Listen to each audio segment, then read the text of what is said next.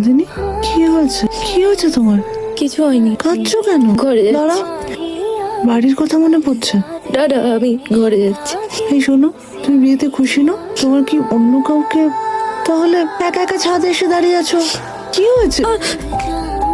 কি হলো হাতে? লেগেছে?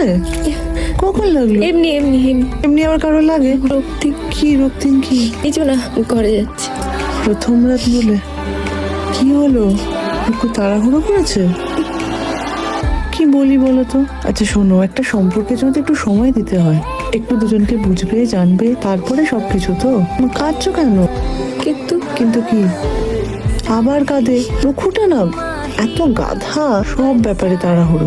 এখন নন্দিনী, প্রথম প্রথম না এরকম একটু হয়, তারপর সব ঠিক হয়ে যায়। ছাদে এসে দাঁড়িয়ে আছে ভূতের মতো। তুমি কাউকে বলো না যে আমি ছাদে। এটা কাউকে বলার মতো